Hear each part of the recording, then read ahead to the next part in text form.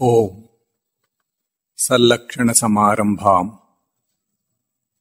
చిదానందేతి మధ్యమాం అస్మదాచార్య పర్యంతాం వందే గురుపరంపరాం. ఓం శ్రీ గురుదేవాయ నమః.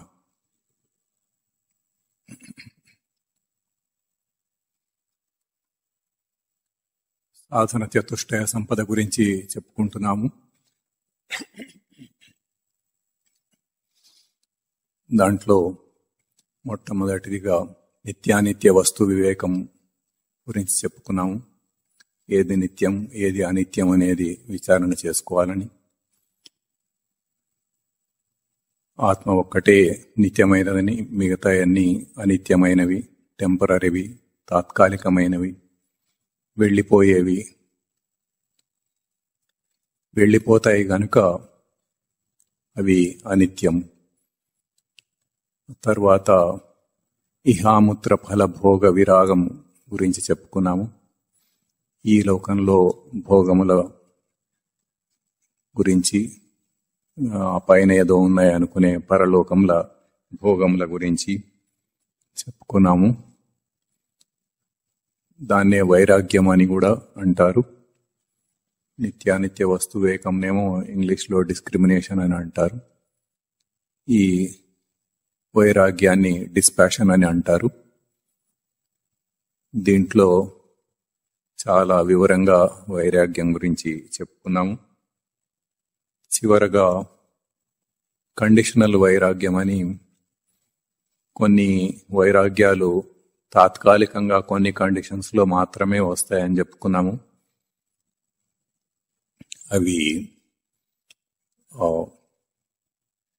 దుర్భరమైన వ్యాధి వచ్చినప్పుడు వచ్చే భరించలేకుండా ఉన్న ఆ బాధతోటి వైరాగ్యం వస్తుందని, అట్లాగే ప్రసూతి వైరాగ్యం అని, అట్లాగే ఎవరైనా చనిపోయినప్పుడు శ్మశాన వైరాగ్యం అని, ఆ శ్మశానంలోకి వెళ్ళిన వాళ్ళకి ఎప్పటికైనా మనం కూడా పోవాల్సిన వాళ్ళమే కదా అని వైరాగ్యం వస్తుందని చెప్పుకున్నాము. ఇంకొకటి కూడా చెప్పవలసి ఉండింది, అది మిస్ అయింది. శాస్త్రోక్తంగా పురాణ వైరాగ్యం అని అంటారు. పురాణ వైరాగ్యం అంటే మామూలుగా పురాణాలు అవి వినేటప్పుడు, లేదా ఇట్లా ఆధ్యాత్మికంగా జరిగే ప్రవచనాలు వినేటప్పుడు చెప్తున్న దాన్ని బట్టి ఈ జీవితం ఇంతే కదా అన్నట్లుగా కొంత వైరాగ్యం వచ్చి, అప్పుడు ఆ వైరాగ్యం కూడా తాత్కాలికంగానే ఉంటుంది కొంతమందికి. కొంతమందికి ఏమో వాళ్ళ జిజ్ఞాసను బట్టి ఇంకా కంటిన్యూ అవుతూ ఉంటారు. కొంతమంది ఏమో ఇక్కడ చెప్పింది విన్నంత వరకే ఉంటుంది, తర్వాత బయటికి పోయిన తర్వాత అది ఉండదు. మళ్ళీ వారం మళ్ళీ ఎప్పుడో చెప్పినప్పుడు మళ్ళీ కాసేపు ఉంటుంది. అట్లా ఉండే దాన్ని పురాణ వైరాగ్యం అని అంటారు. మామూలుగా పురాణాలు అవి అంటే ఏదో గుళ్ళల్లోనూ అక్కడ కొంతమంది ముసలి వాళ్ళు అట్లా కాలక్షేపానికి వింటూ ఉంటారు, దాని గురించి పెద్దగా ఎక్కువ పట్టించుకోకుండా. కానీ మనం ఏదైతే అధ్యాత్మ విద్య గురించి చెప్పుకుంటున్నామో ఇది చాలా ముఖ్యమైనది, పూర్తిగా తత్వపరమైనది. మనం ఏదైతే ఇదే జీవితం అని అనుకుంటున్నామో అది కాదు, అది తప్పు, అది కాకుండా వేరే ఉన్నది అని స్పష్టంగా చెప్పుకుంటున్నాము. అయినా కానీ జిజ్ఞాస సరిపోకపోతే, జన్మాంతర సంస్కారం సరిపోకపోతే కొంతమందికి అట్లా ఇది కూడా తాత్కాలికంగానే ఏదో ఇక్కడ వింటున్నంతసేపు ఉండి తర్వాత వైరాగ్యం లేకుండా పోతుంది మళ్ళీ. అట్లాంటి వాళ్ళకి ఎక్కువ ఉపయోగం ఉండదు. అంటే అసలు లేదా అంటే కొంత ఉపయోగం ఉంటుంది, ఇది ఒకటి ఉంది అని తెలుస్తుంది, దాన్ని బట్టి అట్లాగే ఒకటి ఉన్నట్టుగా గ్రహించి అట్లా జీవితం గడుపుతూ ఉంటారు. అట్లా కొన్ని జన్మలకి ఎప్పటికో ఆ సంస్కారం పెరిగి మళ్ళీ పూర్తిగా ఇంకా ఎక్కువ సంస్కారం ఉన్నప్పుడు వచ్చి ఇంకా ఎక్కువ శ్రద్ధతోటి వినటం, పోను పోను అట్లా జరుగుతూ ఉంటుంది. కానీ మనం పూర్తి శ్రద్ధతోటి ఇప్పుడే వింటే ఇది ఒక సత్యం చెప్తున్నారు. మన నిజ జీవితంలో మనం ఏదైతే ఇదే సత్యం అని అనుకుంటున్నామో అది కాకుండా వేరే ఇంకొకటి ఉన్నది అని తెలుసుకొని దాని గురించి కేవలం ఏదో అట్లా వినేసి వెళ్ళిపోవటం కాకుండా కొంత సాధన చేయటం అనేది ముఖ్యం. గత 3 ప్రవచనాల నుంచి సాధన గురించే చెప్పుకుంటున్నాము.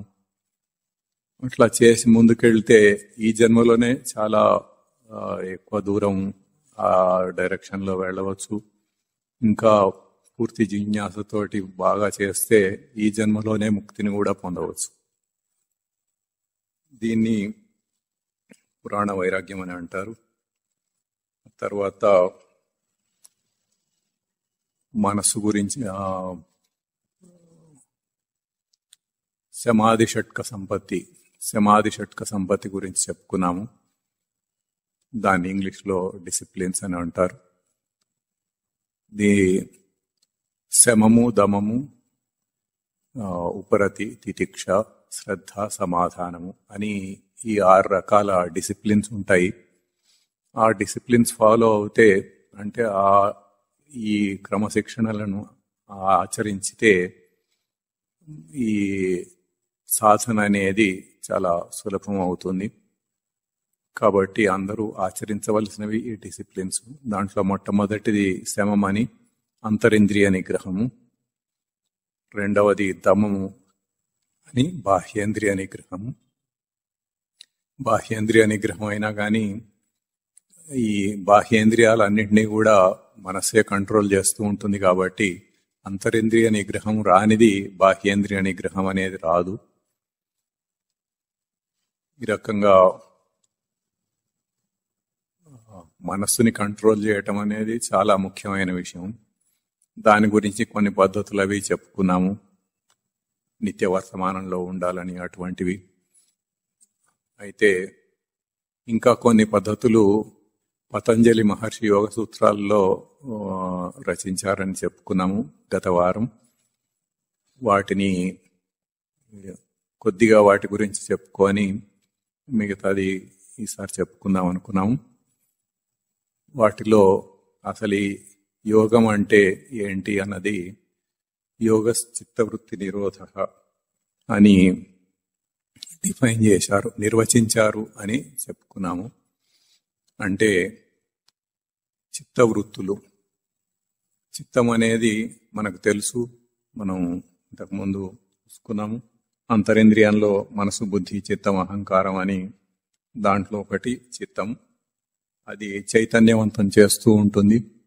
ఏదైతే ప్రవృత్తి కిరణం జీవుడి దగ్గర నుంచి వస్తూ ఉంటుందో అట్లాగే సచ్చిదానంద స్మృతి కాన్షియస్నెస్ యొక్క కిరణం కూడా వచ్చి అది దీన్ని ఈ ప్రవృత్తి కిరణం మ్యానిపులేట్ చేసి ఇక్కడికి వస్తూ ఉంటుంది. అవన్నీ ఇంతకుముందు చాలా వివరంగా చెప్పుకున్నాము. ఆ ప్రవృత్తిలో విషయవాసనలు ప్రవృత్తి అంటే ఇంగ్లీష్లో టెండెన్సీస్, యాటిట్యూడ్స్ అని అంటారు. వాటి వలన అవి ఎక్కువగా ఉన్నప్పుడు దాని పరంగానే జీవిస్తూ ఉంటాడు. మనసు దాని పరంగానే ఆలోచిస్తుంది, బుద్ధి దాని పరంగానే నిశ్చయం చేస్తుంది. అదే నేను అని అహంకారం అనుకుంటూ ఉంటుంది. ఆ రకంగా జీవితం గడుపుతూ ఉంటాడు. అయితే ఈ చిత్తవృత్తులు అంటే ఈ వాసనలు ప్రవృత్తి చిత్తాన్ని ఆవరించితే ఆ ఆవరణను వృత్తులు అని అంటారు. ఈ చిత్తంకి సంబంధించింది కాబట్టి చిత్తవృత్తులు అని అంటారు. మనసుకి కూడా మనం ఇటువంటిదే చెప్పుకున్నాము. విషయ వాసనలతోటే మనస్సు ఎట్లా ఆలోచిస్తూ ఉంటుంది, ఎట్లా భూతకాలం గురించి, గడిచిపోయిన దాని గురించి ఎట్లా ఆలోచిస్తూ ఉంటుంది, ఇంకా భవిష్యత్తులో రాబోయే దాని గురించి ఎట్లా ఊహిస్తూ ఉంటుంది అని చెప్పుకున్నాము. అవి కాకుండా నిత్య వర్తమానంలో ప్రవర్తించాలి, ఆ విధంగా దాన్ని నిగ్రహించవచ్చు అని చెప్పుకున్నాము. అట్లాగే ఈ చిత్తవృత్తులకు కూడా ఇప్పుడు అసలు ఈ టాపిక్ ఎందుకు తీసుకొచ్చామంటే ఇక్కడ మధ్యలో పతంజలి మహర్షి రాసిన ఈ యోగ సూత్రాల గురించి ఇక్కడ ఈ చిత్తవృత్తులని నిరోధించటానికి యోగ చిత్తవృత్తి నిరోధ అన్నారు. అంటే దాన్ని నిరోధించాలి, ఆపాలి. దాన్ని ఆపటానికి కొన్ని సూత్రాలు దీంట్లో ఉన్నాయి. అదే సూత్రాలు మనము మనసును నిగ్రహించటానికి కూడా వాడుకోవచ్చు. అందుకని ఈ టాపిక్ లోకి వచ్చాం మధ్యలో. దాంట్లో ఈ యోగ చిత్తవృత్తి నిరోధ అంటే యోగ చిత్తవృత్తి నిరోధ, చిత్తవృత్తులని నిరోధించటమే యోగము. అంటే ఈ వాసనలు, ప్రవృత్తి వీటిని నిరోధించటమే యోగం అని నిర్వచనము. ఇది అసలు యోగానికే నిర్వచనము. ఆ తర్వాత తదా ద్రష్టు స్వరూపే అవస్థానం అన్నది దీని తర్వాత సూత్రము. అది కూడా పోయిన వారం చెప్పుకున్నాము. అప్పుడు ఎప్పుడు ఈ చిత్తవృత్తులను నిరోధించినప్పుడు ద్రష్ట అంటే చూసేవాడు. ఇప్పుడు ఇక్కడ ఎదురుగా ఉన్నది ఇప్పులగుతి అనేది దృశ్యము, దాన్ని చూసేవాడు ద్రష్ట. మీరు దాన్ని చూస్తుంటే మీరు ద్రష్టాలు అవుతారు, ద్రష్టలు అనబడతారు. ఆ ద్రష్ట అట్లా చూసేవాడు ఏం చూస్తాడు? ఈ చిత్తవృత్తులని చూస్తూ ఉంటాడు.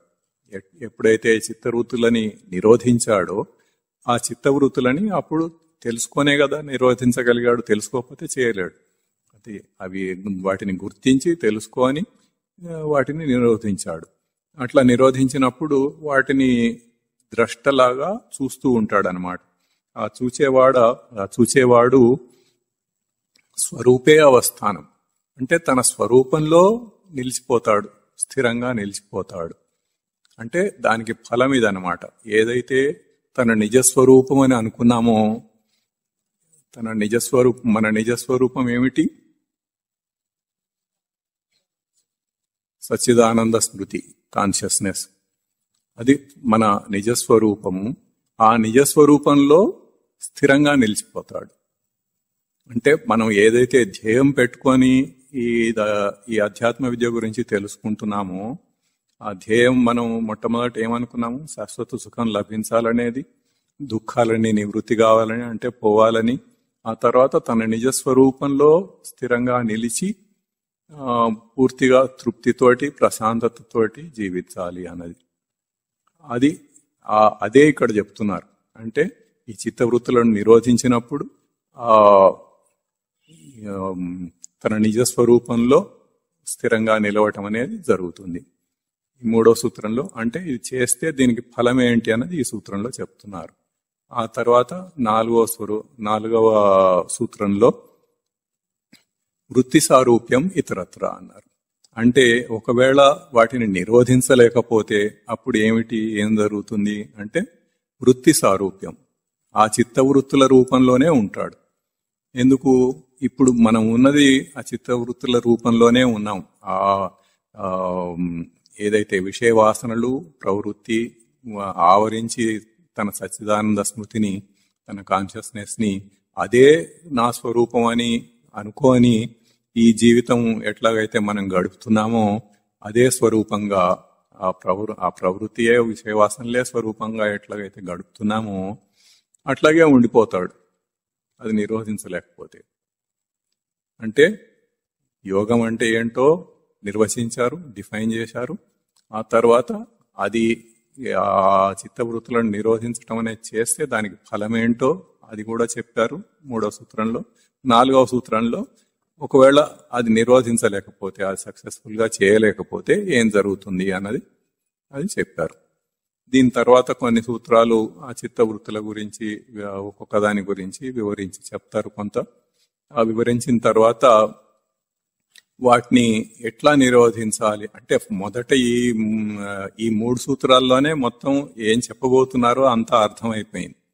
అదేంటో నిర్వచించటము, దాని ఫలం ఏంటో చెప్పటము, అది సరిగ్గా చేయలేకపోతే ఏం జరుగుతుంది అని చెప్పటం. మొత్తం అసలు ఈ గ్రంథంలో చెప్పిన సూత్రాలన్నింటిలో కూడా ఏం జరుగుతుంది అన్నది, ఏముంది అన్నది మొత్తం ఆ 3 సూత్రాల్లోనే చెప్పేశారు. ఇంకా తర్వాతదంతా వివరణ మాత్రమే.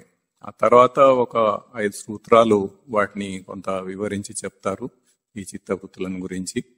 ఆ తర్వాత ఇప్పుడు మనం ఇంతకు ముందే మనం మనసు గురించి ఇదంతా చాలా విశదంగా చెప్పుకొని ఉన్నాం కాబట్టి అది ఏంటి అన్నది మనకి ఇంకా ఎక్కువ దీంట్లోకి వెళ్ళవలసిన అవసరం లేదు. ఆ తర్వాత నుంచి వాటిని ఎట్లా తొలగించుకోవాలి అన్నది కొన్ని సూత్రాలు ఉన్నాయి.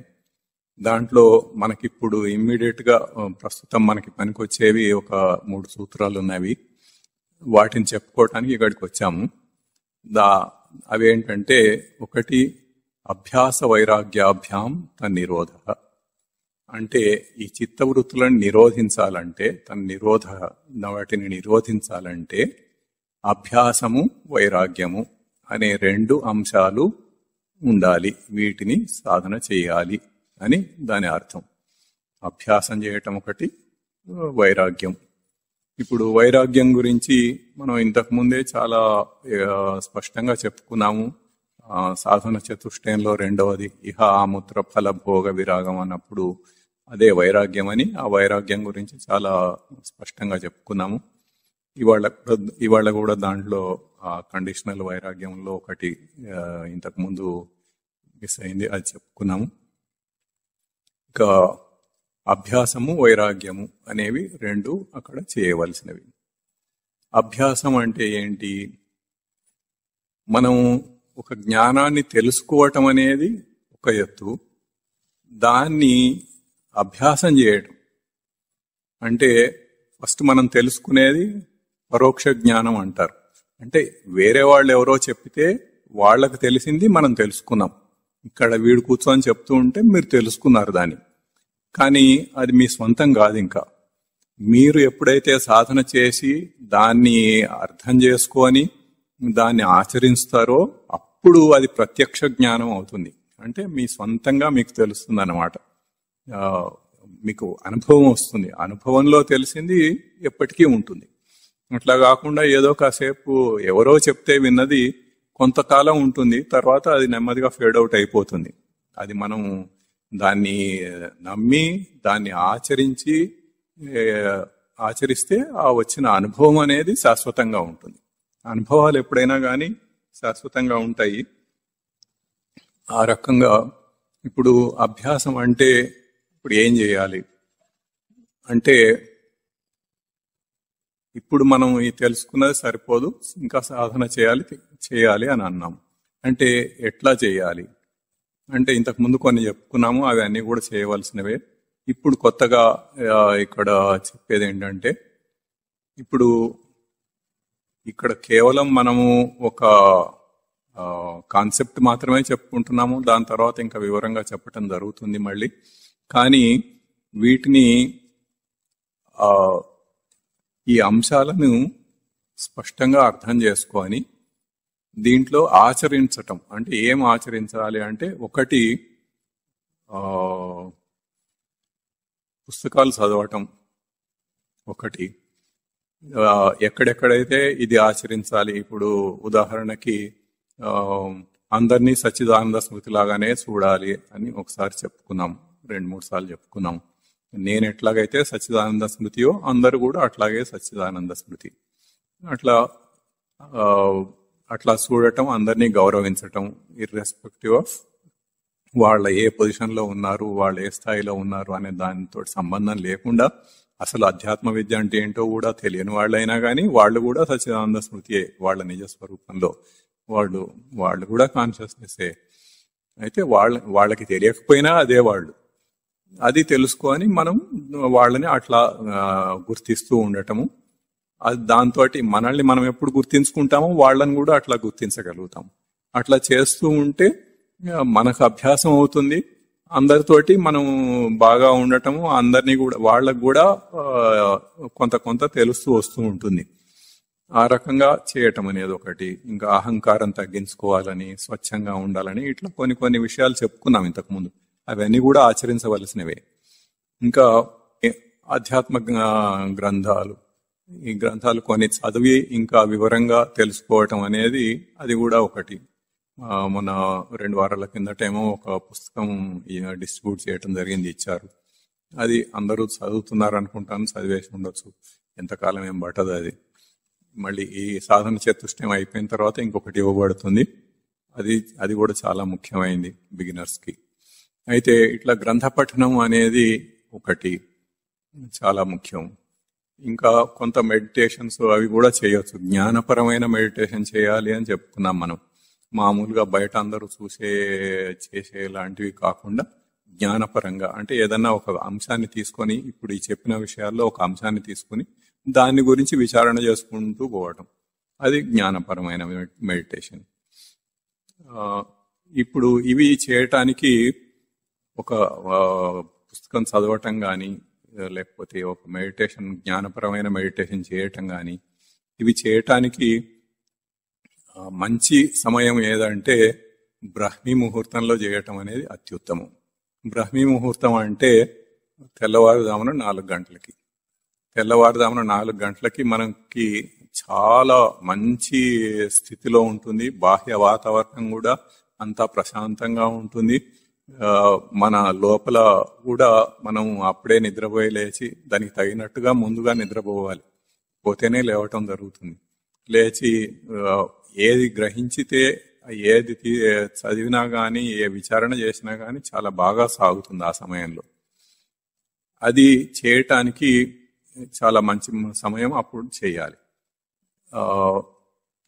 మొత్తం వీడు చదివిన చాలా వరకు గ్రంథాలన్నీ కంఠస్థం చేసినవన్నీ కూడా తెల్లవారుజామున 4 గంటలకు లేచే చేశాడు.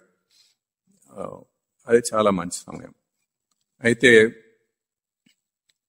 అది చేసేటప్పుడు కొన్ని నియమాలు చేస్తే ఇంకా సులభంగా ఉంటుంది. ఎట్లాగంటే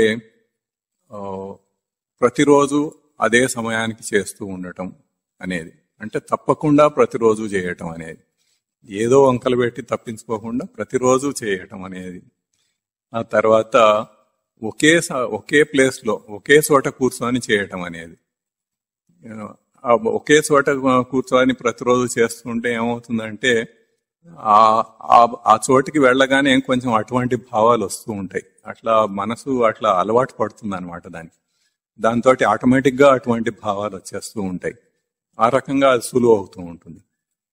అది ఆ కార్నర్ ఏదైతే ఒక ఇంట్లో ఎక్కడైనా సరే, ఎక్కడా అన్నది కాదు ముఖ్యం, ఏదో ఒక చోట ఒక మూల కాస్త చోటు మన కోసం అట్లా రిజర్వ్ చేసి పెట్టుకొని ఆ చోట కూర్చొని అది చేస్తూ ఉంటే, అక్కడ చాప వేసుకోవటము, ఏదో మొత్తానికి కింద కూర్చోలేని వాళ్ళైతే కుర్చీలో కూర్చోనో, కింద కూర్చుంటే ఇంకా బెస్ట్. ఏదైనా కానీ అక్కడ కూర్చొని చేయటం అనేది ఉత్తమం. అట్లా అభ్యాసం చేస్తూ ఉంటే త్వరగా మనకి ఆ జ్ఞానం అనేది మనకి ఎక్కుతూ ఉంటుంది. విచారణ చేసుకుంటే మనమే విశ్లేషణ చేసుకుంటాం కాబట్టి మనకి దాని గురించి కొంత అనుభవం వస్తూ ఉంటుంది. అది రోజంతా గుర్తుంటుంది, పొద్దున్నే చేస్తాం కాబట్టి. ఏదైతే రోజంతా మనం ఎప్పుడు చేయాలని చెప్పామో, అందరూ సచ్చిదానంద స్మృతి స్వరూపులే అని గుర్తించాలని, అటువంటివన్నీ ఇంకా రోజంతా చేస్తున్నప్పుడు ఈ బ్యాక్గ్రౌండ్ లో ఇది ఉంటుంది కాబట్టి మనకి చేయడం సులభం అవుతుంది. అయితే మనకి సంస్కారం సరిపోకపోతే ఇనిషియల్ గా ఎట్లా ఉంటుందంటే, పొద్దునే అలారం పెట్టుకొని లేస్తాడు, కానీ లేవగానే దేహం సహకరించదు, మనసు ఒప్పుకోదు. ఇవన్నీ మనం ఈ ప్రవచనాలు వినటము ఇదంతా ఎక్కడ జరుగుతుంది, ఈ నిశ్చయం చేయటం ఇదంతా బుద్ధిలో జరుగుతుంది.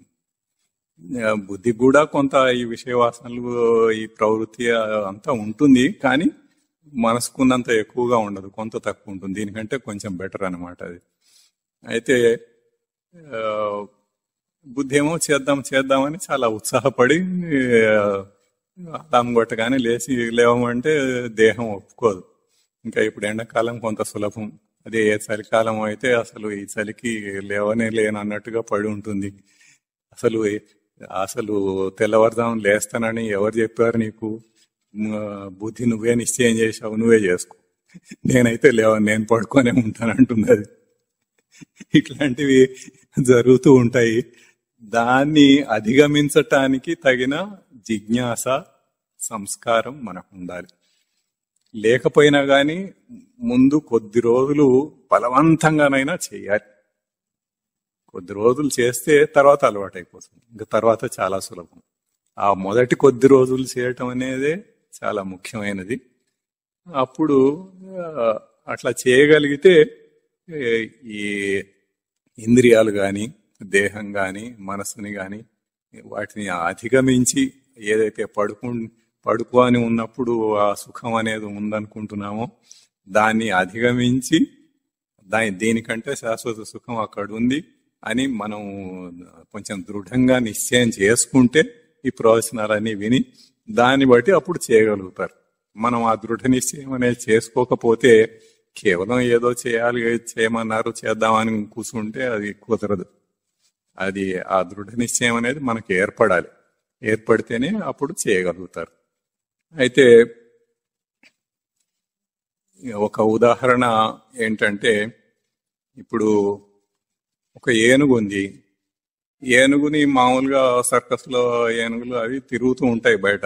దానిపైన మావటి వాడు అంటే ఏనుగుని నడిపించేవాడు పైన కూర్చొని దాన్ని అంకుశంతో దాన్ని గైడ్ చేస్తూ ఉంటాడు.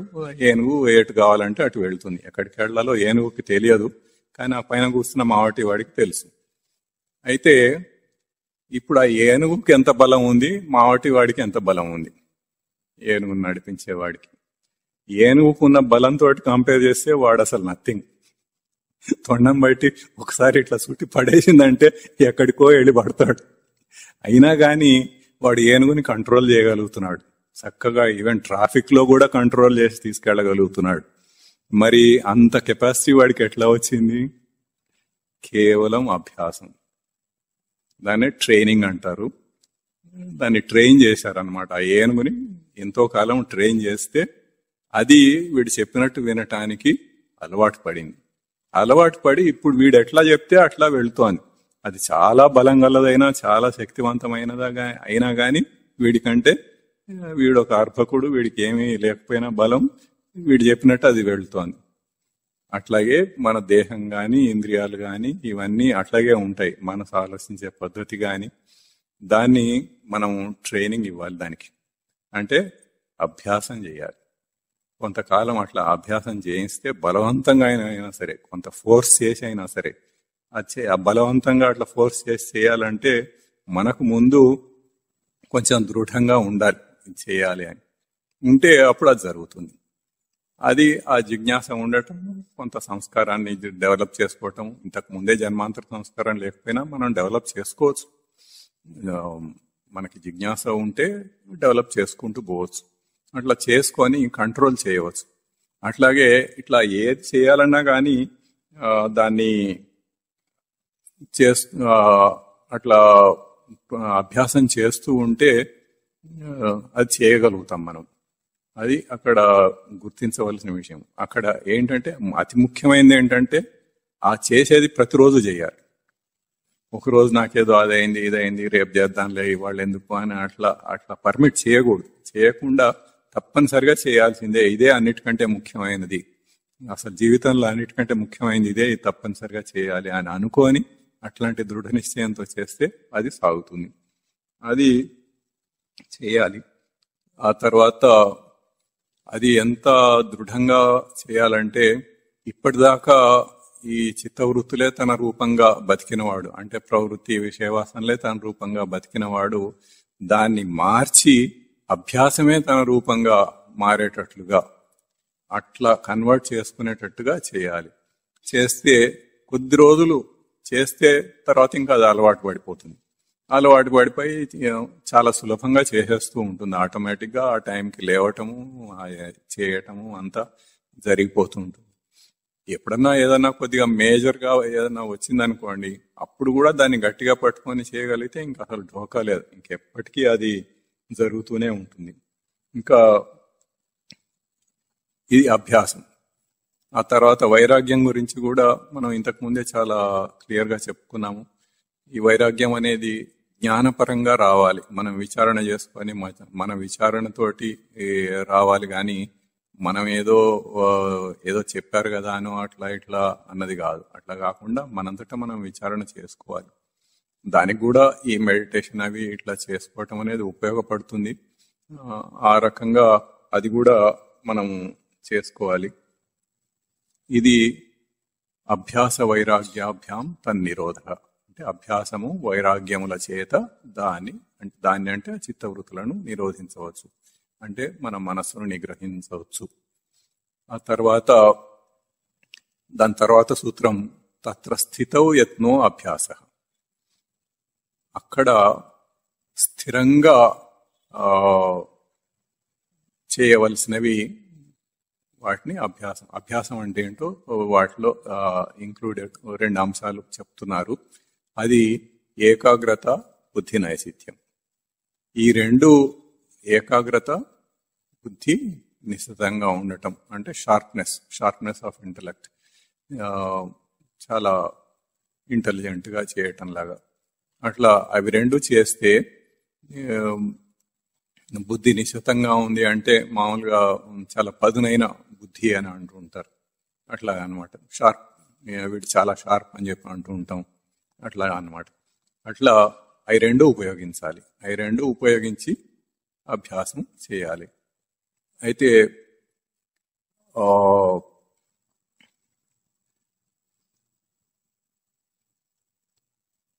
ఇంతకు ముందు ఒక ఎగ్జాంపుల్ చెప్పుకున్నాము పోయిన వారం. ఒక సైంటిస్ట్ కానీ ఒక మేజర్ ఎక్విప్మెంట్ డిజైనర్స్ అట్లా మన R&Dలో కొంతమంది ఉంటారు. అట్లాగే మన దగ్గర కైజన్స్ అవి చేసేటప్పుడు కానీ వాళ్ళు కానీ ఇంకా ఫీల్డ్ ప్రాబ్లమ్స్ అట్లాంటివి సాల్వ్ చేసేటప్పుడు కానీ ఎంతోమంది మనము ఆ సమయంలో చాలా ఏకాగ్రతతోటి పనిచేస్తూనే ఉంటాం. అసలు మనకు తెలియని విషయం ఏం కాదు.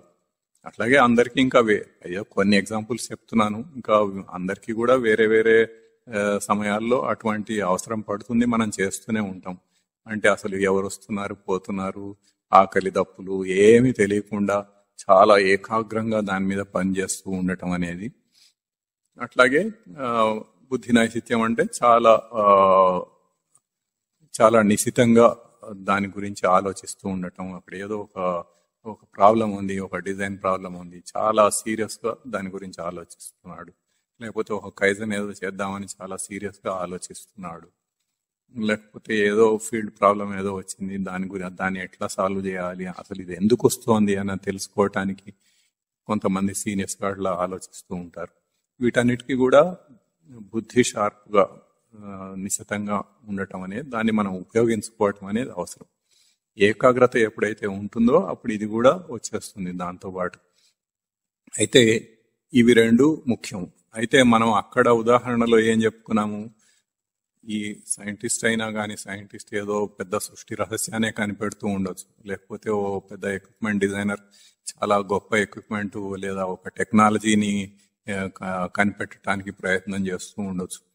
అట్లాగే కొన్ని కైజన్స్ కానీ కొన్ని ఫీల్డ్ ప్రాబ్లమ్స్ కానీ సాల్వ్ చేయటం ఇట్లాంటివన్నీ చేస్తూ ఉండొచ్చు. అయితే ఇదంతా ఎంత చేసినా కానీ కేవలం బాహ్య దృష్టితోటి, మనం మొట్టమొదటి రోజు ఏదైతే చెప్పుకున్నామో బాహ్య దృష్టి అంతర్దృష్టి అని, ఆ బాహ్య దృష్టితోటి అంటే మన నిజ జీవితం, మన ఇప్పుడున్న జీవితంలో ఏదైతే మనం చూస్తున్నామో ఆ దృష్టితోటి చేస్తే దానివల్ల ఏమీ ఈ అధ్యాత్మ విద్యకి ఉపయోగపడదు అని. అట్లా కాకుండా తన సచ్చిదానంద స్మృతి యొక్క ఎరుకలో ఉండి అదే పని చేసినట్టయితే అది అధ్యాత్మ విద్యలో చాలా ఉపయోగపడుతుంది, చాలా ప్రోగ్రెస్ అనేది వస్తుంది, అభివృద్ధి చెందుతాడు అని చెప్పుకున్నాము. ఇక్కడ అవే 2 పాయింట్స్ ఇక్కడ వస్తున్నాయి, ఏకాగ్రత, బుద్ధి నైసిత్యం. ఇప్పుడు సైంటిస్ట్ చేసేదైనా అదే, ఒక పెద్ద డిజైనర్ చేసేదైనా అదే, ఒక పెయింటర్ చేసినా అదే, ఒక గొప్ప సంగీతకారుడు ఏదన్నా కొత్తగా ఏదో చేయాలనుకొని చేస్తున్నప్పుడు చేసినా అదే. ఇట్లా అనేక ఫీల్డ్స్ లో వాళ్ళు అందరూ కూడా చేస్తూ ఉంటారు. అవి ఇక్కడ ఈ అభ్యాసం విషయంలో మనం అవి వాడుకోవాలి. అవి వాడుకొని చేస్తే అప్పుడు చాలా నిశితంగా విచారణ చేసుకోవటం, ఒక మెడిటేషన్ చేస్తున్నాడు అనుకోండి చేసుకోవటం, లేదా ఒక గ్రంథం చదువుతున్నాడు, భగవద్గీత కంఠస్థం చేద్దాం అనుకున్నాడు చదువుతున్నాడు, దాన్ని అర్థం చేసుకోవటానికి చాలా జాగ్రత్తగా నిశితంగా అర్థం చేసుకోవటం. అట్లాగే ఇవన్నీ అభ్యాసం చేయటం, ప్రతిరోజు చేస్తూ ఉండటం. అట్లా చేస్తూ ఉంటే చేయటం దాని అభ్యాసం అని అన్నారు. తత్ర స్థితౌ యత్నో అభ్యాస అన్నారు. అంటే అది అన్నమాట. ఆ తర్వాత ఇంకొక సూత్రం ఏంటంటే స తు దీర్ఘకాల నైరంతర్య సత్కార ఆసేవితో దృఢభూమి. అంటే దీనికి దృఢత్వం ఎట్లాగా అన్నది చెప్తున్నారు. దీర్ఘకాలం చేయాలట. దీర్ఘకాలం అంటే ఒక రోజు చేస్తే సరిపోతుందా, ఒక నెల సరిపోతుందా, ఒక సంవత్సరం సరిపోతుందా, ఒక 10 సంవత్సరాలు చేస్తే సరిపోతుందా అన్నది కాదు లెక్క. రోజులలో లెక్క పెట్టేది, సంవత్సరాల్లో లెక్క పెట్టేది కాదు. ఆ చిత్తవృత్తులని నిరోధించటం ఎప్పుడు జరుగుతుందో అప్పటిదాకా చేయాలి. అది దీర్ఘకాలం అంటే. నీ మనస్సును ఎట్లాగైతే కంట్రోల్ చేయాలని అనుకొని చేస్తున్నావో అది కంట్రోల్ అయిన దాకా చేయాలి. చేస్తే అది దీర్ఘకాలం. అంతేగాని రోజులలోనూ సంవత్సరాల్లోనూ లెక్క పెట్టేది కాదు అది. అట్లాగే దీర్ఘకాల నైరంతర్య అన్నారు. అంటే నిరంతరంగా చేస్తూ ఉండాలి. నిరంతరంగా అంటే ఇప్పుడు పొద్దున్నే మనం ఏదో కొంత నేర్చుకున్నాము, కొంత విచారణ చేసుకున్నాము, దాని గురించి కొంత మనకి జ్ఞానం వచ్చింది, దాన్ని అప్లై చేస్తూ ఉండటం రోజంతా. అది చేస్తూ ఉంటే నిరంతరంగా ఇంకా చేసేది కూడా ప్రతిరోజు చేయటం. అంటే ఒకరోజు చేసి ఒకరోజు చేయకపోవడం ఇందాక చెప్పుకున్నాం. అట్లాంటివి లేకుండా నిరంతరంగా చేస్తూనే ఉండాలి, ప్రతిరోజు చేస్తూనే ఉండాలి. తర్వాత సత్కార అన్నారు. సత్కార అంటే సత్కరించి, దాన్ని గౌరవించి చేయాలి.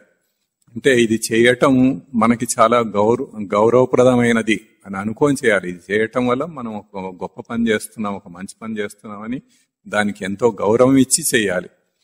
ఏదో ఒకటి చేసేస్తే అయిపోతుంది కదా అన్నట్టు కాదు. దాని విలువనిచ్చి చేయాలి, విలువ లేకుండా కాదు. అసలు మనం ఇప్పుడు ఏదైతే ఒక జీవితం గడుపుతున్నామో అది సత్యమైనది కాదు, దానికంటే ఉన్నతమైనది ఇది ఒకటి ఉన్నది. ఇది చేస్తేనే మనకి ముక్తి వస్తుంది, ఇదే శాశ్వత సుఖం, ఇదే ఇటువంటి దీంట్లో దుఃఖాలన్నీ పోగొడుతుంది, శాశ్వతంగా సుఖంగా ఉండగలుగుతాము, తన నిజస్వరూపం అనేది దాంట్లో ఉంటాము అన్నది, తృప్తిగా ప్రశాంతంగా ఉండగలుగుతాము అన్నది, అవన్నీ గుర్తించి వాటి విలువని మన మనసులో పెట్టుకొని ఆ విలువతోటి గౌరవపూర్వకంగా చేయాలి.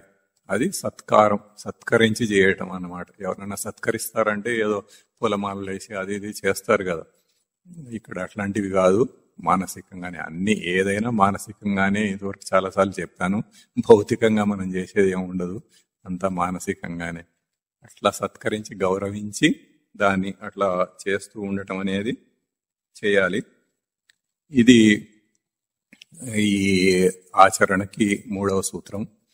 ఈ రకంగా మనసు నిగ్రహానికైనా కానీ ఇవే సూత్రాలు, ఇదే పద్ధతి.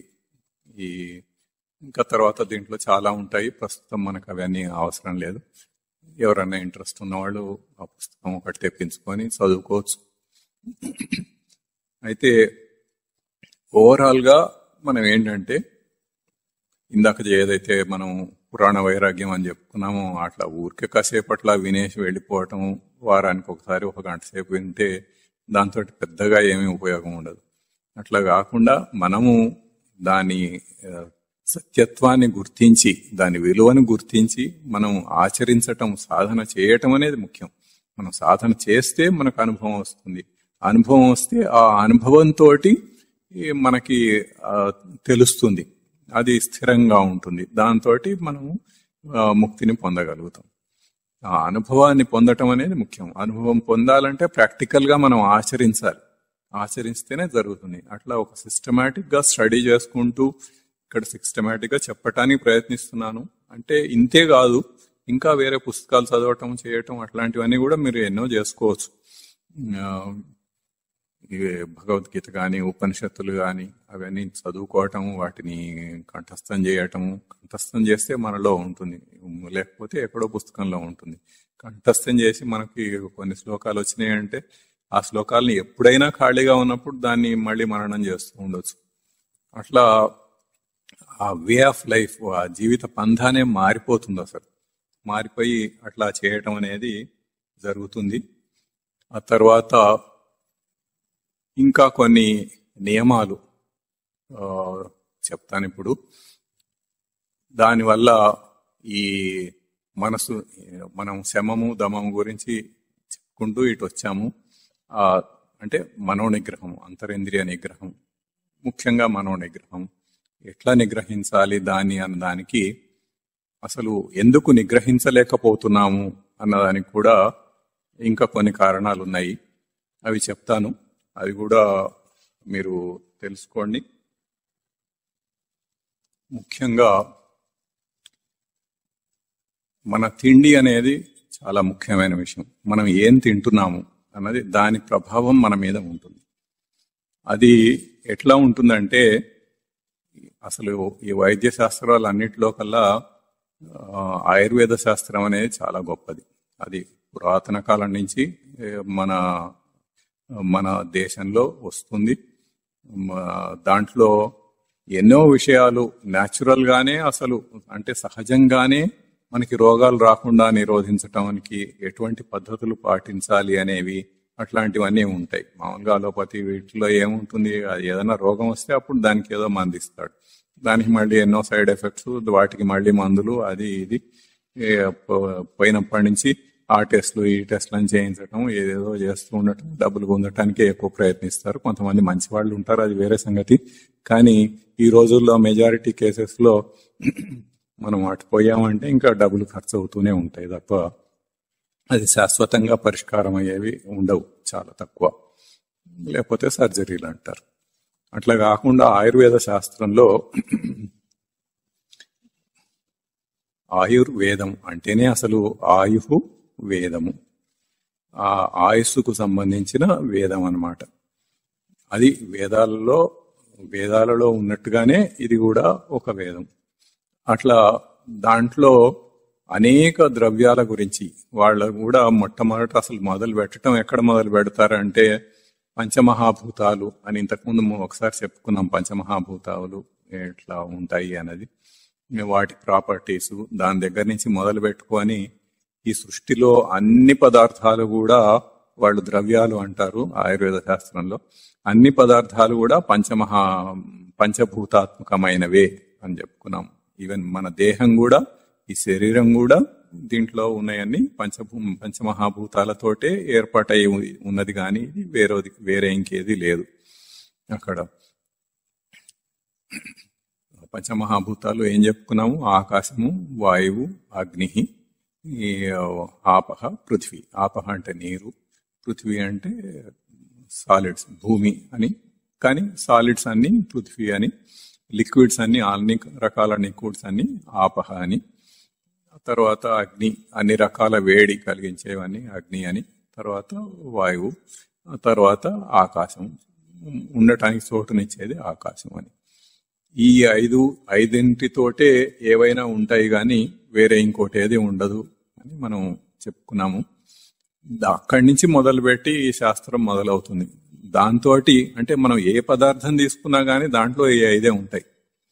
ఆ పదార్థంలో అక్కడ అవి ఉండే ప్రపోర్షన్స్ కానీ, వాటి ఎటువంటి మార్పులు చెంది ఉంటున్నాయి కానీ అనే దాన్ని బట్టి వాటికి అనేకమైన గుణాలు ఉంటాయి. ఆ గుణాలని ఆ శాస్త్రంలో వివరింపబడి ఉంటాయి.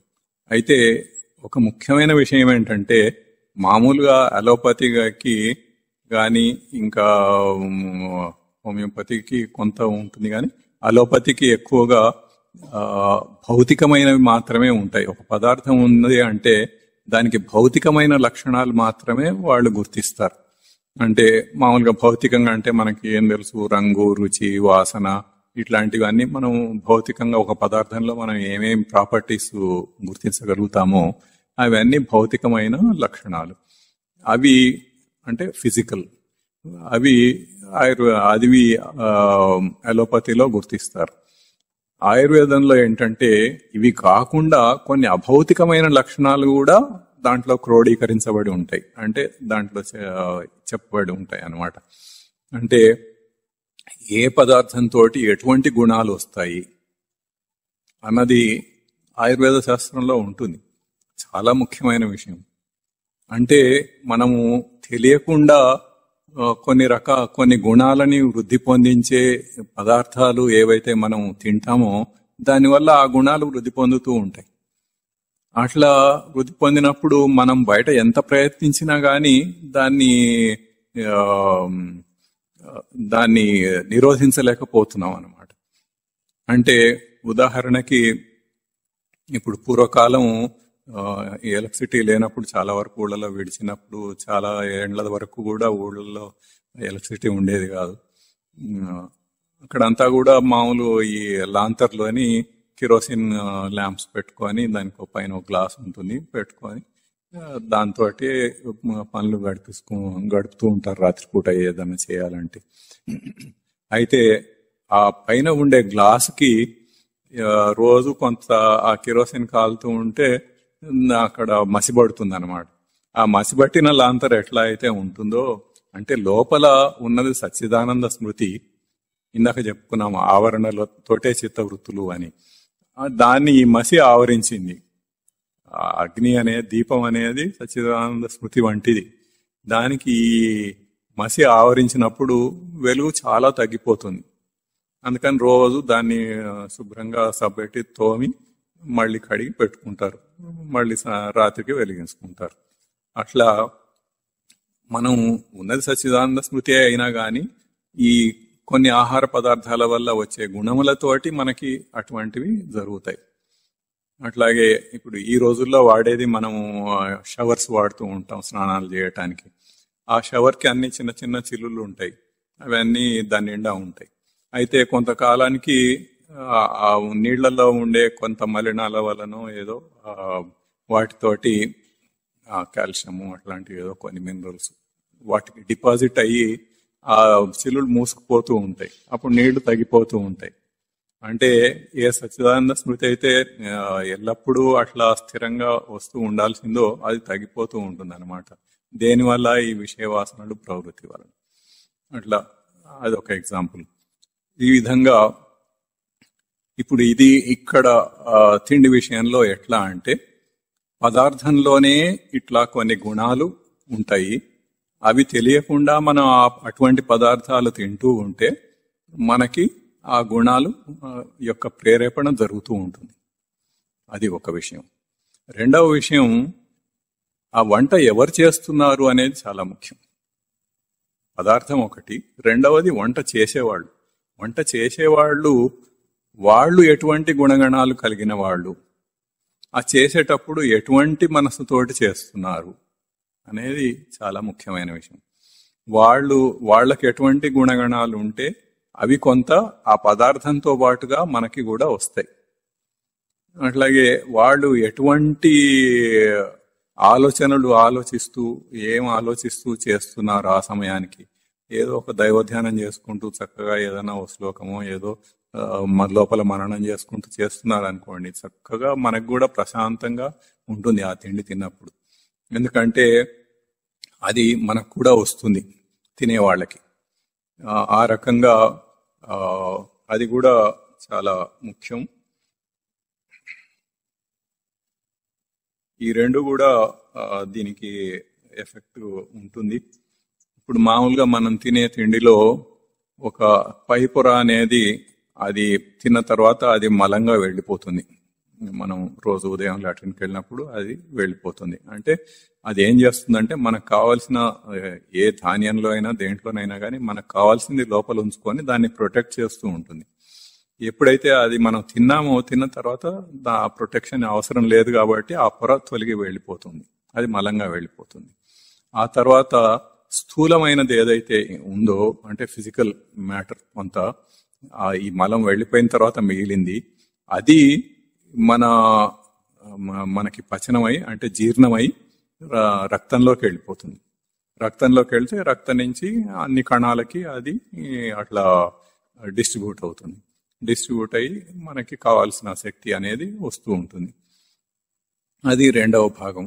ఇంకా మూడవ భాగం ఏంటంటే అది నాన్ ఫిజికల్, అభౌతికమైనది. ఇప్పుడు ఏదైతే చెప్పానో అభౌతికంగా కొన్ని గుణాలు అట్లా వస్తూ ఉంటాయని, ఆ పదార్థం నుంచి వచ్చేవి కొన్ని, ఇంకా ఆ వంట వండే వాళ్ళ యొక్క మనసు యొక్క పరిస్థితిని ఆ సమయంలో దాన్ని బట్టి ఇంకా వాళ్ళ ప్రవృత్తిని బట్టి ఆ గుణాలు అవి సూక్ష్మమైనవి, ఫిజికల్వి కాదు, అభౌతికం, నాన్ ఫిజికల్, అవి మన మనసుకు వెళ్తాయి, దేహానికి కాకుండా మనసుకు వెళ్తాయి అన్నమాట.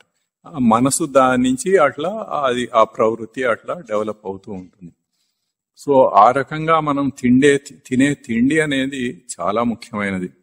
దాన్ని మనం చాలా జాగ్రత్త తీసుకొని ఏది తినొచ్చు ఏది తినకూడదు అన్నది పదార్థం లెవెల్లో కంట్రోల్ చేయటం, ఆ తర్వాత ఎవరు వండుతున్నారు, వాళ్ళు ఎటువంటి మనస్థితిలో వండుతున్నారు అన్నది అక్కడ కూడా కంట్రోల్ చేసుకుంటే మనకు సాధన అనేది చాలా సులభం అవుతుంది. ఎందుకంటే ఏదో ఇవన్నీ అడ్డం పెట్టుకొని మనం సాధన చేయాలి అని ప్రయత్నిస్తే మనం ఎంతో చేస్తే కొద్దిగా అవుతూ ఉంటుంది అక్కడ. అట్లా కాకుండా ఈ అడ్డంకులు ముందే మనం తొలగించుకొని, ఇది కూడా మన సాధనలో ఒక భాగం, అట్లా వాటిని తొలగించుకొని మనం సాధన చేస్తే సులభంగా అయిపోతుంది. అట్లా చేయాలి. అది అట్లా చేసినప్పుడు ఈ మనం తినే తిండి ఎవరైతే వండుతున్నారో వాళ్ళు ప్రవృత్తిని ప్రేరేపించేటట్లుగా ఉంటే మనస్సును అశుద్ధం చేస్తుంది. అది ప్రవృత్తిని అణగించేటటువంటిది అయితే మనస్సుని శుద్ధం చేస్తుంది.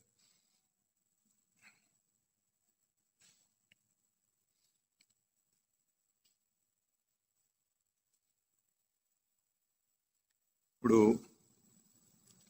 ఈ నియమాలన్నీ కూడా ఎట్లాగంటే, అసలు నియమం అంటేనే తనకు తాను చేసుకున్న కట్టుబాటు. అంటే ఒక రూల్ అని ఎవరో ఒకటి ఎన్ఫోర్స్ చేస్తే, ఇప్పుడు కంపెనీలో పనిచేస్తుంటే కొన్ని రూల్స్ అనేవి ఉంటాయి, లేకపోతే ఎక్కడో ఒక బస్సులో వెళ్తుంటే కొన్ని రూల్స్ అనేవి ఉంటాయి, ట్రైన్లో వెళ్తుంటే కొన్ని రూల్స్ ఉంటాయి. అట్లా ప్రతి చోట ఓ గవర్నమెంట్ ఆఫీస్కి వెళ్తే అక్కడ కొన్ని రూల్స్ ఉంటాయి, ప్రతిదానికి ఏదో కొన్ని రూల్స్ అనేవి ఉంటాయి. అక్కడంతా ఏంటి, మనం వాళ్ళు ఎవరో రూల్స్ ఎన్ఫోర్స్ చేస్తుంటే మనం దాన్ని పాటిస్తున్నాం. అట్లా కాకుండా తనకు తానే కట్టుబాటు చేసుకుంటే అది నియమం. ఆ రూల్ అనేది నియమం.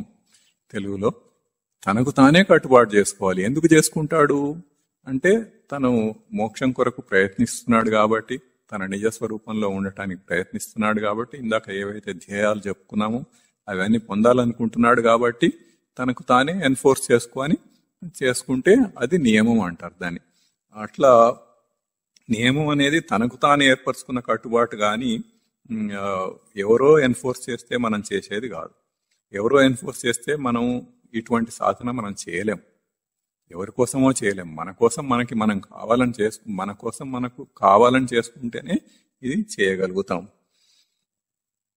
ఇంకా మఠంలో ఒక బోర్డు రాసి ఉంటుంది, నియమం లేని జీవితం కవచం లేని యుద్ధరంగం అని.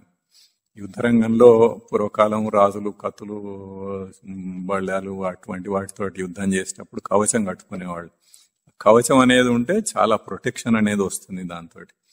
అది లేకుండా యుద్ధం చేయటం అంటే చాలా నేర్పరై ఉండాలి. అసలు ఎవడు ఎక్కడి నుంచి ఏది చేసినా కానీ తనకు తాను ప్రొటెక్ట్ చేసుకుంటూ చేయగలిగే అంత గొప్పతనం ఉండాలి. కవచం అనేది ఉంటే కొన్నిటిని అది ఆపేస్తుంది చాలా వాటికి. అట్లా ఈ నియమాలు ఆచరించటం అనేది కవచం లాంటివి అన్నమాట మనకి. అట్లా మనల్ని ప్రొటెక్ట్ చేస్తూ ఉంటుంది. అయితే ఒక చిన్న విషయం, ఇప్పుడు మీకున్న జిజ్ఞాసను బట్టి, మీకున్న కెపాసిటీని బట్టి మీరు ఒక్కొక్క నియమాన్ని ఆచరిస్తూ పోండి. అంటే అందరూ ఇట్లాగా చేయాలని లేదు, అందరూ ఒక్కొక్కటి చేయాలని లేదు, అందరూ అన్నీ ఒక్కసారే చేయాలని లేదు. వీడు ఎన్నో నియమాలు ఒక్కసారే పాటించాడు, ఎప్పుడో 28 ఏళ్ల కిందట చేసినప్పుడు మొట్టమొదటిసారి. అట్లా చేస్తే చాలా త్వరితగతిన పైకి రావటం అనేది జరుగుతుంది. లేకపోతే ఎక్కువ కాలం పడుతుంది అంతే. కానీ దారిలో ఉంటే ఎప్పటికైనా కడతీరుతాం. అయితే 28 సంవత్సరాలు పడుతుందా అందరికీ అంటే అట్లా అవసరం లేదు. అప్పుడు ఏదో కంపెనీలో కొన్ని ప్రాబ్లమ్స్ వచ్చి మళ్ళీ కొంతకాలం దాన్ని పక్కన పెట్టి ఇక్కడ చాలా ఏకాగ్రతతోటి పనిచేస్తూ ఉండవలసిన అవసరం వస్తే కొంతకాలం అట్లా కొంత డైవర్షన్ వచ్చింది, దాంతో కొంత ఆలస్యమైంది. అది వేరే సంగతి, అది ఇంకా అదంతా పర్సనల్ వ్యవహారం. కానీ అంత సమయం పట్టాల్సిన అవసరం లేదు. అక్కడ మనము ఎంత తీవ్రంగా చేస్తున్నాము అనే దాన్ని బట్టి, ఎంత జిజ్ఞాసతోటి చేస్తున్నాము అనే దాన్ని బట్టి ఎంత బాగా చేస్తున్నాం అనే దాన్ని బట్టి అది ఉంటుంది. చాలా తక్కువ కాలంలో కూడా ఉత్తీర్ణులు కావచ్చు. ఇప్పుడు ఒక నియమం ఏంటంటే నాన్ వెజిటేరియన్ ఫుడ్ అనేది తినకూడదు. ఈ రోజుల్లో ప్రతి వాళ్ళు తింటున్నారు, కొంతమంది ఈవెన్ బ్రాహ్మణులు కూడా తింటున్నారు. అది తినకూడదు. ఎందుకు తినకూడదు అంటే మాంసం దేహమును పోషిస్తుందన్న మనస్సును పారమార్థికంగా మోసగించి తమో గుణంలో పడేస్తుంది. అంటే దానివల్ల తమో గుణం అనేది డెవలప్ అవుతుంది. తమో గుణం అంటే మనకి అసలు ఏది చేయాలన్న ఇష్టం లేకపోవటం, అట్లా నిద్ర ఆలస్య ప్రమాదోత్తం అంటారు. అంటే అనాలోచితంగా ఉండటం, నిద్ర చాలా ఆలస్యంగా కొద్దిసేపట్లో చేయాల్సింది ఎంతో సేపు చేస్తూ ఉండటము, చాలా బద్ధకం అన్నమాట. అటువంటి గుణాన్ని ప్రేరేపిస్తుంది ఈ మాంసం అనేది. అందుకని దాన్ని తినకూడదు. ఎందుకంటే వారు తినే పశుపక్ష్యాదుల మాంసంలోని కణములు మానవుని మానవ చేష్టకు సమన్వయం కావు. ఆ కణములు పశుపక్ష్యాదుల చేష్టలకే తగినవిగా తీర్చబడినవై ఉన్నవి. అంటే ఇప్పుడు ఏవైతే కణములు అంటే సెల్స్ ఇంగ్లీష్లో, లోపల ఎన్నో 74 ట్రిలియన్ సెల్స్ ఉన్నాయి అని చెప్తుంది సైన్స్. ఆ కణములన్నీ కూడా ఇప్పుడు మనం ఏదైతే పశుపక్షులని తింటున్నామో, అంటే ఒక కోడినో మేకనో బీఫో ఇంకొకటో ఏదో దేని నుంచి అయితే మనం తీసుకుంటున్నామో దాంట్లో ఉండే కణాలు ఆ జంతువు, ఆ పక్షి దాని యొక్క చర్యలకు సూటబుల్ గా అది డిజైన్ చేయబడిన కణం. అంటే మానుష చర్యకు, అంటే మనిషి చేయాల్సిన పనులకి సూటబుల్ గా డిజైన్ చేసిన కణం కాదు అది. అది ఆ జంతువులు, ఆ పక్షులు అవి అట్లా వాటిని డిజైన్ చేసుకున్నాయి. అవి పుట్టేటప్పుడే అట్లా డిజైన్ చేసుకుంటూ అవి పెంచుకుంటూ వచ్చినాయి.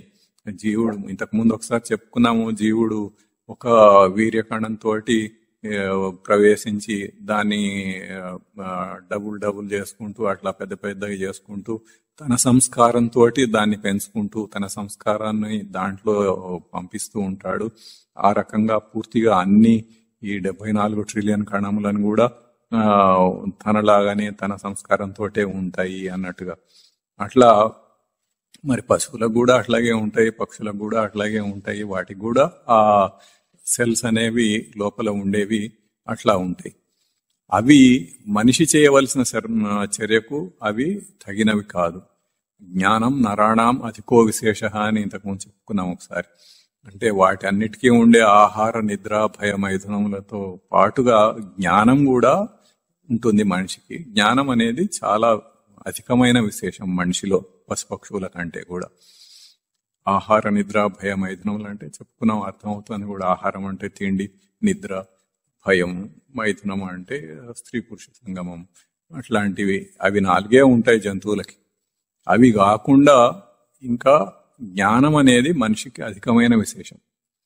అది ఆ జ్ఞానంతో ఇప్పుడు ఈ అధ్యాత్మ విద్య తెలుసుకోవటానికి మీరు ఎందుకు వచ్చారంటే ఆ జ్ఞానంతో. ఆ పశుపక్షులకు ఆ జ్ఞానం ఉండదు, వాటికి ఆ ప్రసక్తే లేదు.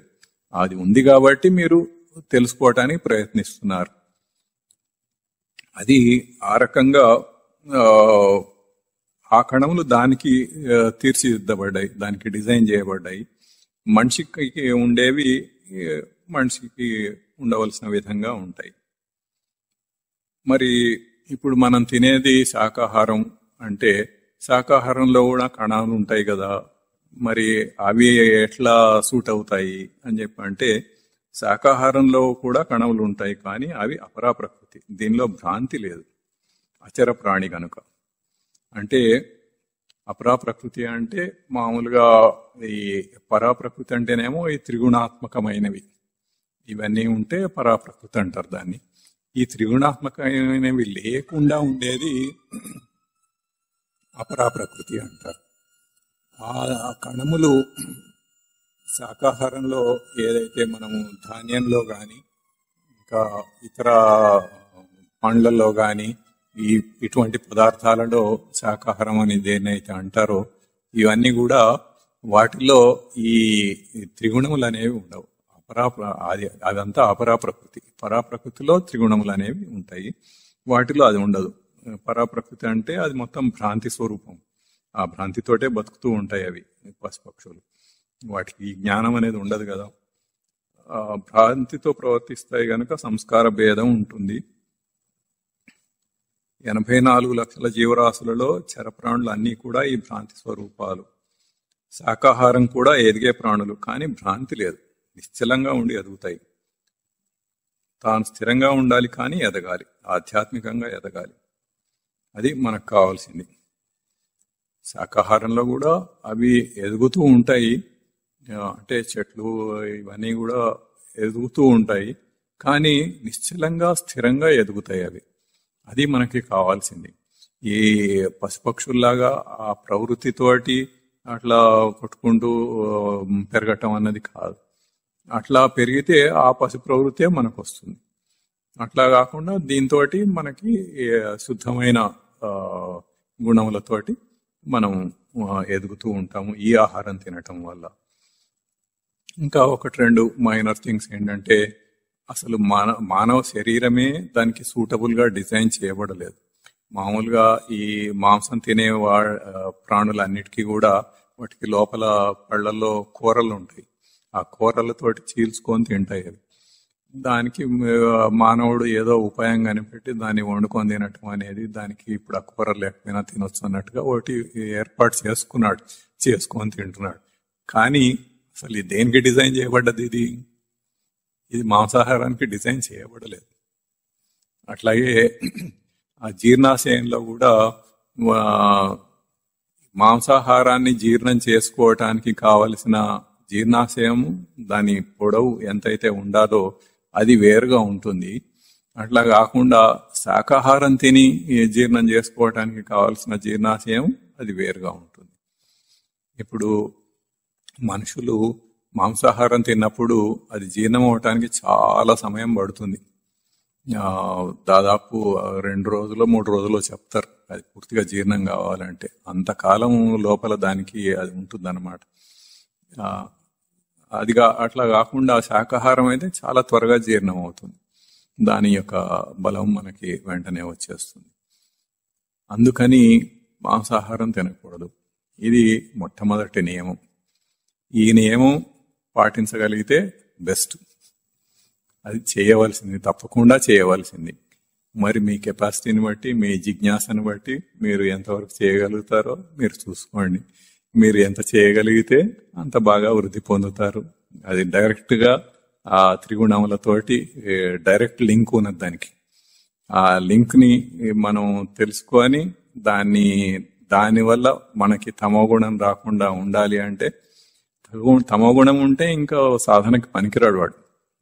తమోగుణంతో ఏం పని చేస్తాడు? మామూలుగా ఇప్పుడు ఏదైతే మనం ఒక దైనందిన జీవితం గడుపుతున్నామో దానికంటే వేరుగా ఇంకొక ఉన్నతమైన జీవనం ఉంది. దీనివల్ల శాశ్వత సుఖం వస్తుంది, దీనివల్ల మన బాధలన్నీ పోతాయి, మనం తృప్తిగా ప్రశాంతంగా బ్రతకగలుగుతాము అని మనం ఏదైతే మన ధ్యేయంలో పెట్టుకొని చేస్తున్నామో, మరి అది సాధించాలంటే ఇటువంటి కొన్ని చిన్న చిన్న వాటిని మనం గుర్తించి అది ఆ ఆచరణ చేయటం యొక్క విలువని గుర్తించి ఆ విలువతోటి మనం చేయాలి.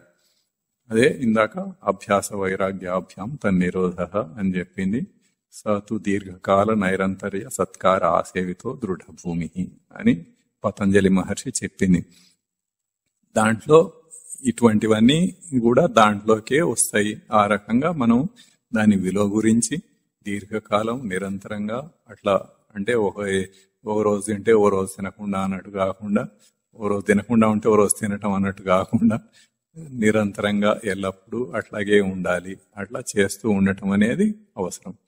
అది చేస్తే అప్పుడు మీ సాధన చాలా ముందుకెళ్తుంది. ఇందాక చెప్పిన ఎగ్జాంపుల్స్ లో లాగా షవర్లో నీళ్లు ఎట్లా తగ్గిపోతాయో అట్లా కాకుండా అలా అందరికి మసిపట్టిపోయి సచ్చిదానంద స్థితి కనపడకుండా అయిపోతుందో అట్లా కాకుండా మీరు సాధనలో ఉత్తీర్ణులయ్యే అవకాశం చాలా ఎక్కువగా ఉంటుంది. కాబట్టి ఇది చాలా ముఖ్యమైన విషయం. ఇంకా కొన్ని నియమాలు ఉన్నాయి, అవన్నీ వచ్చే వారం మళ్ళీ చెప్పుకున్నాం. ఓం తత్సత్. ఓం గురుర్బ్రహ్మా గురుర్విష్ణు గురుర్దేవో మహేశ్వరః గురు సాక్షాత్ పరం బ్రహ్మ తస్మై శ్రీ గురవే నమః. ఓం శ్రీ గురు చరణారవిందాభ్యాం నమో నమః. ఓం శ్రీ గురు చరణారవిందయుగళం గృహీత్వా హస్తాభ్యాం శిరసి నయనే వక్షసి వహామి. ఓం తత్సత్.